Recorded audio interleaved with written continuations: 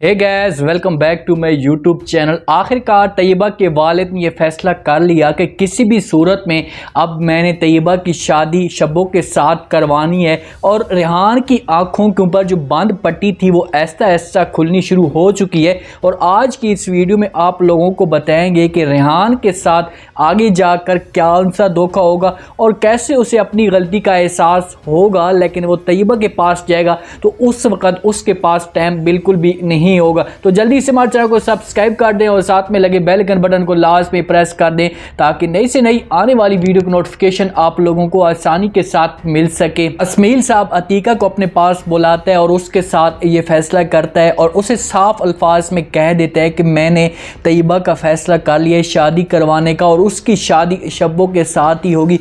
जैसे ही ये अतीका ये बात सुनती है तो बहुत ज़्यादा परेशान हो जाती है, क्योंकि उसका दिल हरगिज़ भी नहीं होता। वो चाहती है कि तैयबा की मर्जी के मुताबिक शादी हो। तो वो तैयबा के पास जाती है और उसे जाकर अपने अब्बू का पैगाम दे देती है। उससे कहती है कि तुम्हारे अब्बू ने फैसला कर लिया कि तुम्हारी जल्द से जल्द शब्बों के साथ शादी करवा दी जाए। जैसे तैयबा ये बात सुनती है तो वो तो साफ अल्फाज में इनकार कर देती, क्योंकि वो नहीं चाहती कि मेरी शादी शब्बों के साथ हो। वो जाती है उठकर वहाँ से अपने अब्बू के पास और उसके आगे हाथ जोड़ना शुरू कर देती है। उससे कहती है कि अब्बू जान, चाहे जो कुछ भी हो जाए मैं आपके आगे हाथ जोड़ती हूँ, मैं शादी शब्बों के साथ नहीं करना चाहती, मैं रेहान के साथ ही शादी करूंगी। वो मेरे इंतज़ार कर रहे हैं और मुझे पूरा यकीन है कि वो मेरे पास ज़रूर आएगा।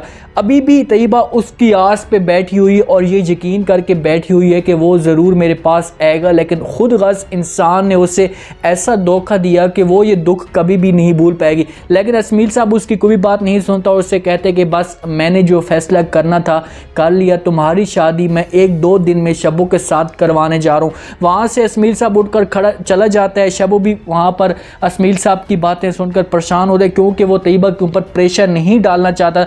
इतने में थोड़ी देर के बाद रेहान के घर से एक बच्चा आता है और उसके हाथ में मिठाई का डब्बा होता है और वो तैयबा के सामने पेश कर देता है, उसे मुबारकबाद देता है और उससे कहता है कि रेहान की जो मंगनी है वो तय हो चुकी है और बहुत जल्द उसकी हम शादी करवाने जा रहे हैं। तो तैयबा की ये बात सुनती उसके पांव तले ज़मीन निकल जाती, क्योंकि वो तो ये यकीन नहीं कर पाती और वहाँ पर उस बच्चे को पकड़ लेती है और उसके आगे हाथ जोड़ती है और उससे कहती है कि तुम ये बोलो कि तुम ये झूठ बोल रहे हो। लेकिन वो बच्चा उसकी कोई बात नहीं सुनता। वहाँ पर सारे जो तैयबा के साथ बैठी होती हैं अतीका और रुतबा वहाँ पर बड़े परेशान होते हैं कि ये तैयबा किस किस्म की हरकत कर रही है। अगर बच्चा मिठाई लेकर आया तो लाजमी बात है कोई मैसेज या कोई पैगाम ज़रूर होगा।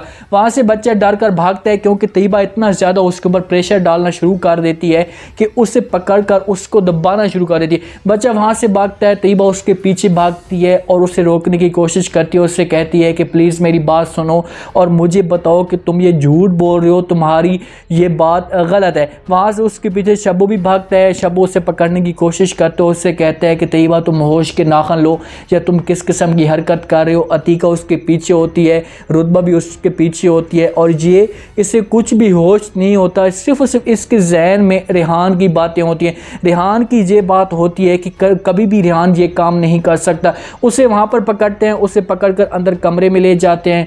तैयबा की हालत बुरी तरह ख़राब हो जाती है, वो अपने होश आवाज़ खो देती है। तो इतने में अस्मील साहब को जैसे पता चलता है तो फ़ौरन अस्मील साहब गुस्से से वहाँ पर तैयबा के पास आता है, उसके ऊपर गुस्सा करना शुरू कर देते हैं। अतीका के ऊपर भी गुस्सा करना शुरू कर देते हैं और शब्बो को भी डांटते हैं और उससे कहते हैं कि बस ये हालत देखकर मैंने ये फैसला कर लिया कि अब 1 या 2 दिन के अंदर अंदर मैं तैयबा की शादी शब्बो के साथ करवाने जा रहा हूँ और मुझे इस बात पर कोई भी इनकार नहीं है। और अगर तुमने ऐसी हरकत की, वहाँ पर वो तैयबा को वार्निंग देते हैं और उससे कहते हैं कि अगर तुमने ऐसी हरकत की तो मैं ये भूल जाऊँगा कि तुम मेरी बेटी हो, मैं तुम्हें मार दूँगा और उसके बाद मैं अपनी जान भी ले लूँगा। जब अस्मील साहब ये बात करके वहाँ से चला जाता है, क्योंकि तैयबा अपनी माँ की एक जो होती है अकेलापन महसूस कर रही है और अपने वालिद का वो अकेलापन महसूस नहीं करना चाहती। इस वजह से वो अपने वालिद की ये बात सुनती है तो उसे चुप लग जाती है। वहाँ पर वो खामोश हो जाती है, उसका वालिद उठकर चला जाता है और तैयबा हाँ में हाँ कर देती है और बेबस हो जाती है और मजबूर हो जाती है। अस्मील साहब मौलवी साहब को बुलाता है और सबसे ज़्यादा उसकी जो खुसूसी मेहमान होती है उसकी फुप्पो, उसको दावत देता है। बड़े खुशी के साथ उसकी फुप्पो आती है, क्योंकि उसकी फुप्पो ये चाहती थी कि तैयबा की हमारे घर से जान जान छूटे, और अगर उसकी शादी होती भी है तो वो शब्बो के साथ ही हो। शब्बो तैयार होकर आ जाता है, उसकी फुप्पो उसके पास बैठ जाती है, उसे समझाने की कोशिश करती है, उसके ऊपर मस्के लगाती है कि भाई तुम्हें खुश हो जाना चाहिए, तुम्हें इतना अच्छा शौहर मिल रहा है, तुमसे प्यार करने वाला शौहर मिल रहा है। और वहाँ पर मौली निकाह पढ़ाना शुरू कर देता है। जैसे मौली निकाह पढ़ाता है तो तैयबा की बारी आती है, तो उससे कहते हैं कि भाई तू हाँ कर, अब तुम्हारा इस निकाह के साथ रजामंदी भी है। जैसे आमतौर पर निकाह होता है तो तैयबा को उस वक़्त जो जहन में बातें होती हैं वो रेहान की चल रही होती हैं, रेहान की यादें आ रही होती हैं, तो वो उस वक़्त हाँ नहीं कर पाती। असमीर साहब घूर घूर के देख रहे होता है, तो फुप्पो उसकी उससे कहती कि बेटा तुम जल्दी जल्दी हाँ करो, तुमसे मौलवी साहब निकाह के बारे में पूछ रहे। लेकिन वहाँ पर वो बिल्कुल भी हाँ नहीं कर पाती। तो अतीका उसके पास आती है और उससे कहती है, तो आखिरकार मजबूर की वजह से वो हाँ कर देती है और हमेशा के लिए तैयबा शब्बो की बन जाती है। लेकिन सारा कसूर तैयबा शब्बो के ऊपर डाल देगी कि आज जो मेरे साथ हुआ, जो मेरी ज़िंदगी बर्बाद हुई है, ये सिर्फ़ और सिर्फ शब्बो की वजह से हुई है। यही तैयबा थी जो शब्बो को साफ अल्फाज में इनकार कर देती थी और उससे कहती थी कि चाहे जो कुछ भी हो जाए मैं तुम्हारे साथ शादी नहीं करूँगी। लेकिन आज यही तैयबा है कि कितनी बेबस होकर शब्बो का इंतज़ार कर रही है और हमेशा के लिए शब्बो की वो बनती जा रही है। लेकिन शब्बो के साथ उसकी जब शादी होगी, उसके पास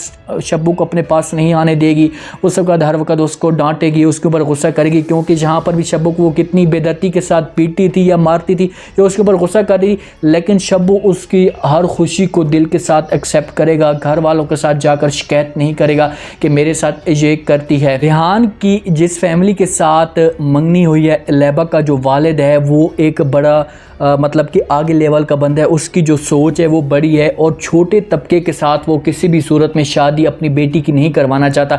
इस वजह से उसने रेहान के ऊपर इस तरह की बातें की हैं कि रेहान को शर्मिंदगी का इज़हार हो गया कि यार देखो तैयबा थी, उसके ऊपर मैं जो बात भी करता था या जो गुस्सा करता था वो बिल्कुल भी बीच में नहीं बोलती थी, और ये है कि ये कितने गुस्से के साथ मेरे साथ बातें कर रही है। तो इस बात पर रेहान को बड़ा एहसास होता है, और रेहान का जो वालिद है वो तो जैसे ये बातें सुनता है तो उस दिन से अपनी बेगम के साथ वो नफरत करना शुरू कर देता है कि यार देखो कि इतनी अच्छी लड़की हमें मिली थी, इतना प्यार करने वाली हमें लड़की मिली थी, उसके ऊपर हम गुस्सा करते थे लेकिन उसने ऐसी कोई भी बात नहीं की। और आज देखो कि जिस फैमिली के साथ ये शादी करवाने जा रही अपनी बेटी की, इन्होंने पहले दिन से ऐसी बातें कर दी हैं कि हमें अपनी गलती का एहसास होना शुरू हो चुका है और हमें अपनी औकात याद दिलाना शुरू कर चुके हैं। इस बात पर रेहान का वालिद बिल्कुल भी शादी नहीं करवाना चाहता। वो चाहता था कि इसकी शादी तैयबा के साथ हो, लेकिन जब शादी होगी तो उसके बाद रेहान की मां को अपनी गलती का एहसास होगा, क्योंकि लैबा ये फैसला करेगी कि मैं रेहान को यहाँ से लेकर जाना चाहती हूँ, मैं इस घर में नहीं रह सकती क्योंकि मेरा वालिद भी ये फटीक डाल रहा है। तो जब वो वहाँ यहाँ से जाएंगे तो उसके बाद फिर इसकी माँ को अपनी गलती का एहसास होगा कि यार वो लड़की ठीक थी जो हमारे लिए सारी खुशियाँ कुर्बान करना चाहती थी या हमारे लिए सब कुछ करना चाहती थी। तो मेरे आज का ये रिव्यू, आज का ये प्रोमो आप लोगों को पसंद आएगा। अब जाकर स्टोरी ऐसा ऐसा इंटरेस्टिंग बनती जा रही है, क्योंकि अब रेहान को अपनी गलती का एहसास होगा और शब्बो तैयबा की सारी खुशियाँ हासिल करने के लिए उसके ऊपर अपनी जान तक निछावर कर देगा। तो कमेंट सेक्शन में आपने अपनी लाजमी देनी और चैनल को लाइक सब्सक्राइब लाजमी करें। अपना खास ख्याल करें, दुआ में याद रखें। मुझे दीजिए इजाज़त, अल्लाह हाफ़िज़।